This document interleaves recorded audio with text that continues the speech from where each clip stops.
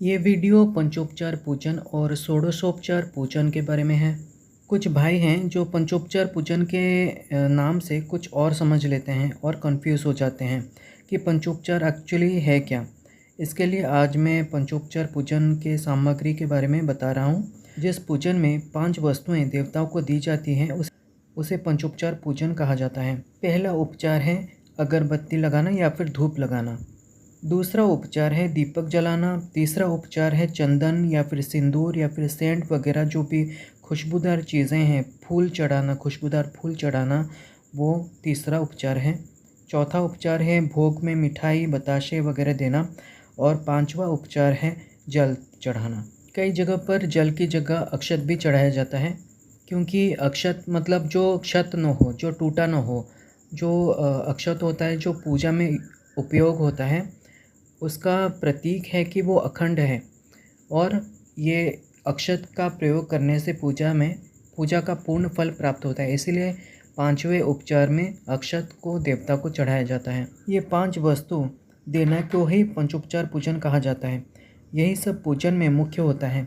ये प्रतीक पूजन पाठ साधना जप साधना में ज़रूरी होता है। वैसे इसके साथ देवता का आवाहन, उसे स्थान देना, पैर धोना, वस्त्र देना, ये सब भी साथ में करते हैं। फिर ये पंचोपचार पूजा कहा जाता है। साधना के बाद गलती के लिए क्षमा और फिर विसर्जन भी होता है। अब बात करते हैं षोडशोपचार पूजा के बारे में। षोडशोपचार पूजा मतलब 16 तरीके से भगवान या फिर देवता को पूजा करना।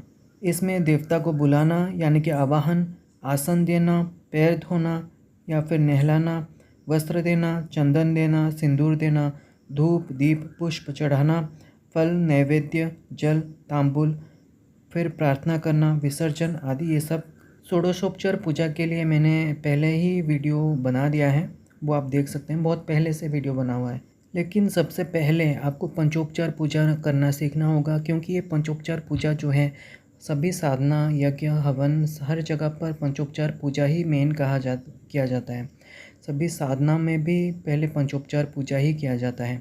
बाकी रही षोडशोपचार पूजा के बारे में। षोडशोपचार जो पूजा है वो विशेष पूजा है, जैसे कि महाशिवरात्रि हो गया या फिर होली दिवाली हो गया में लक्ष्मी जी की अगर आप पूजा कर रहे हैं, कभी भगवान शिव की पूजा कर रहे हैं और मेन जो देवता हैं वो भगवान शिव हैं, तो वहाँ पर आप षोडशोपचार पूजा कर सकते हैं। लेकिन नॉर्मल जितनी भी साधनाएं हैं, दैनिक पूजा है, वो सब में आपको पंचोपचार पूजा का ही उपयोग करना है। ये जितनी भी वस्तुएं हैं, 5 पंचोपचार पूजा हो या फिर षोडशोपचार पूजा हो, इनको मंत्रों के साथ देवता को चढ़ाना होता है।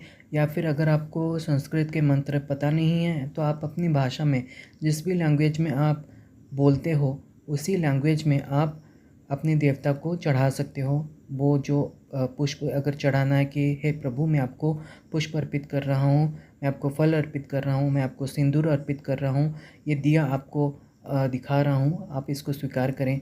ये धूप आपको अर्पित कर रहा हूँ, इसको स्वीकार करें।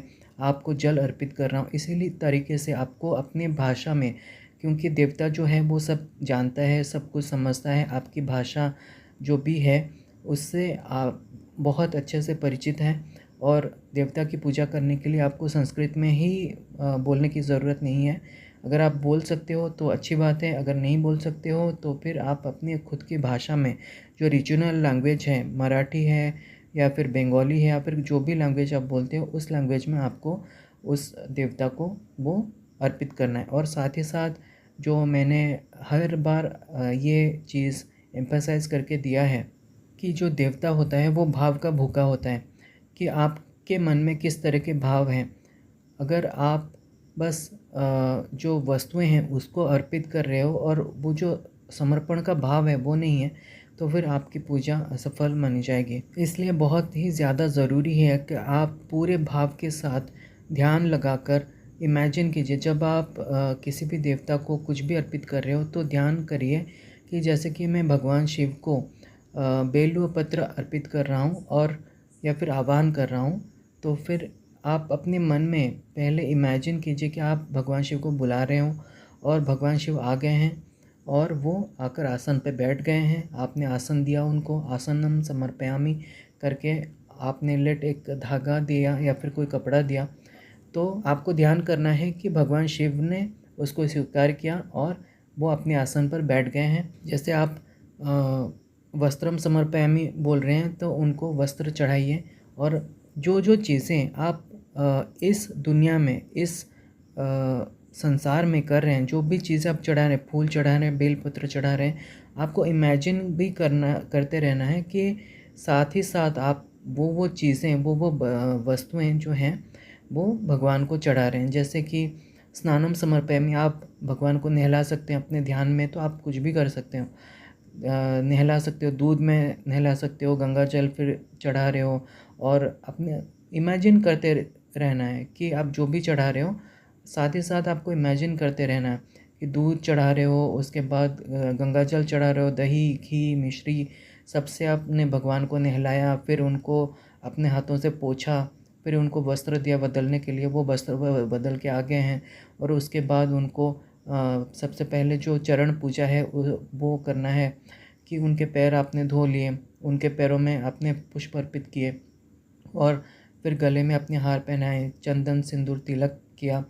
और जो भी चीज़ें हैं वो सारे जैसे जैसे उपचार आप करते जाएंगे वैसे वैसे आपका जो इस दुनिया में आपने किया है पूजा, साथ ही साथ आपने दिमाग में, अपने इमेजिनेशन में, है ना, कल्पना शक्ति के साथ उस चीज़ को इमेजिन करना है।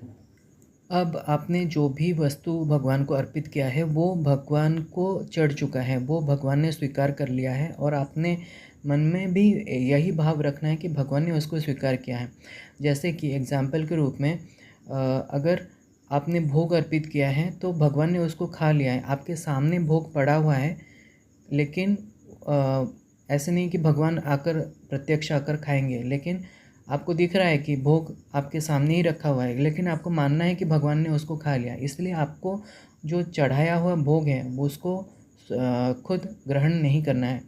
उसको या तो गौमाता जो आती हैं या फिर कुत्ते होते हैं उनको दे देना है, या फिर गाय जो होती है उसको खिला देना है।